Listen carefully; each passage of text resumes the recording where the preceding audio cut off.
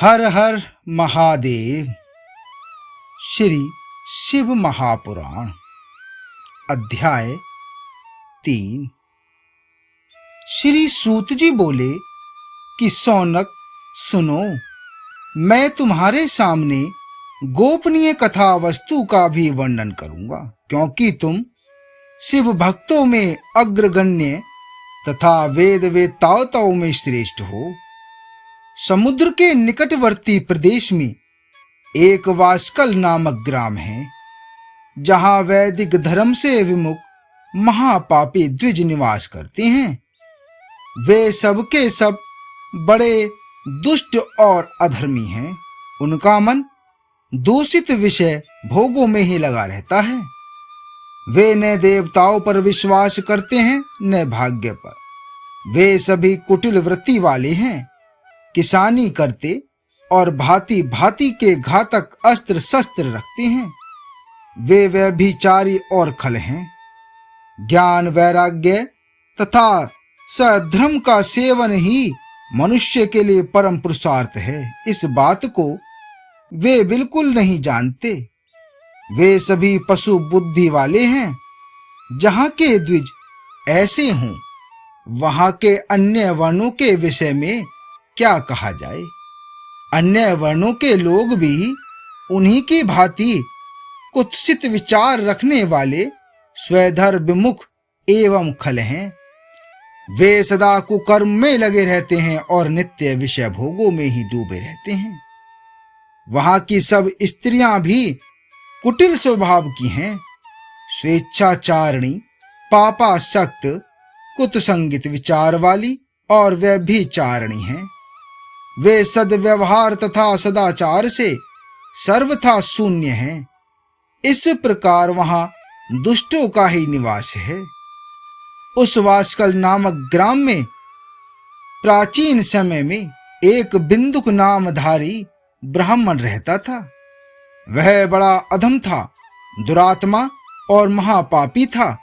यद्यपि उसकी स्त्री बड़ी सुंदरी थी, तो भी वह कुमार्ग पर ही चलता था। उसकी पत्नी का नाम चंचुला था। वह सदा उत्तम धर्म के पालन में लगी रहती थी, तो भी उसे छोड़कर वह दुष्ट ब्राह्मण वैश्यागामी हो गया था। इस तरह कुकर्म में लगे हुए उस बिंदुक के बहुत वर्ष व्यतीत हो गए। उसकी स्त्री चंचुला काम से पीड़ित होने पर भी स्वधर्मनाश के भय से कलेश सहकर भी दीर्घ काल तक धर्म से भ्रष्ट नहीं हुई, परंतु दुराचारी पति के आचरण से प्रभावित हो आगे चलकर वह स्त्री भी दुराचारणी हो गई। इस तरह दुराचार में डूबे हुए उन मूढ़ चित्त वाले पति पत्नी का बहुत सा समय व्यर्थ बीत गया। तदंतर शूद्र जातीय वैश्य का पति बना हुआ वह दूषित बुद्धि वाला दुष्ट ब्राह्मण बिंदुक समयानुसार मृत्यु को प्राप्त हो नरक में जा पड़ा। बहुत दिनों तक नरक के दुख भोग कर वह मूढ़ बुद्धि पापी विंध्य पर्वत पर भयंकर पिशाच हुआ। इधर उस दुराचारी पति बिंदुक पे मर जाने पर वह मूढ़ हृदया चंचुला बहुत समय तक पुत्रों के साथ अपने घर में ही रही। एक दिन देव योग से किसी पुण्य पर्व के आने पर वह स्त्री भाई बंधुओं के साथ गौकर्ण क्षेत्र में गई। तीर्थ यात्रियों के संग से उसने भी उस समय जाकर किसी तीर्थ के जल में स्नान किया। फिर वह साधारणतया मेला देखने की दृष्टि से बंधुजनों के साथ यत्र तत्र भ्रमण करने लगी। भ्रमण करते करते किसी देव मंदिर में गई और वहां उसने एक देवज्ञ ब्राह्मण के मुख से भगवान शिव की परम पवित्र एवं मंगलकारिणी उत्तम पौराणिक कथा सुनी। कथावाचक ब्राह्मण कह रहे थे कि जो स्त्रियां पर पुरुषों के साथ व्यभिचार करती हैं, वे मरने के बाद जब यमलोक में जाती हैं तब यमराज के दूत उनकी योनि में तपे हुए लोहे का परख डालते हैं। पौराणिक ब्राह्मण के मुख से यह वैराग्य बढ़ाने वाली कथा सुनकर चंचुला भय से व्याकुल हो गई। वह कांपने लगी। जब कथा संपूर्ण हो गई और सुनने वाले सब लोग वहां से बाहर चले गए, तब वह भयभीत नारी एकांत में शिव पुराण की कथा वाचने वाले उन ब्राह्मण देवता से बोली। चंचुला ने कहा कि हे ब्राह्मण देव, मैं अपने धर्म को नहीं जानती थी, इसलिए मेरे द्वारा बड़ा दुराचार हुआ है। हे स्वामिन, मेरे ऊपर अनुपम कृपा करके आप मेरा उद्धार कीजिए।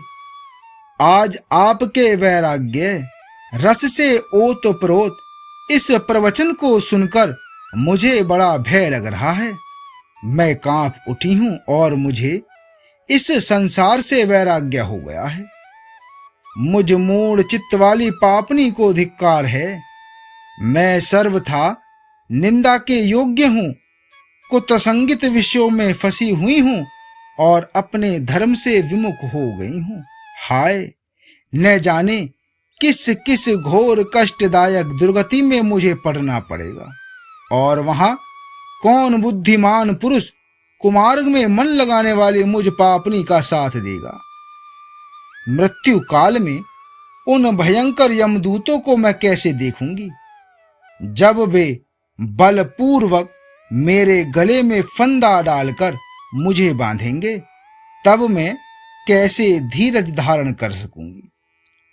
नरक में जब मेरे शरीर के टुकड़े टुकड़े किए जाएंगे, उस समय विशेष दुख देने वाली उस महायातना को मैं वहां कैसे सहूंगी। हाय, मैं मारी गई, मैं जल गई, मेरा हृदय विदीर्ण हो गया और मैं सब प्रकार से नष्ट हो गई, क्योंकि मैं हर करती है वह मरने के बाद जब यमलोक में तरह से पाप में डूबी रही हूं। ब्राह्मण, आप ही मेरे गुरु, आप ही माता और आप ही पिता हैं। आपकी शरण में आई हुई मुझ दीन अबला का आप ही उद्धार कीजिए। सूत जी कहते हैं कि सौनक, इस प्रकार खेद और वैराग्य से युक्त हुई चंचुला ब्राह्मण देवता के दोनों चरणों में गिर पड़ी। तब उन बुद्धिमान ब्राह्मण ने कृपा पूर्वक उसे उठाया और इस प्रकार से कहा। आगे का अध्याय 4 में। हर हर महादेव।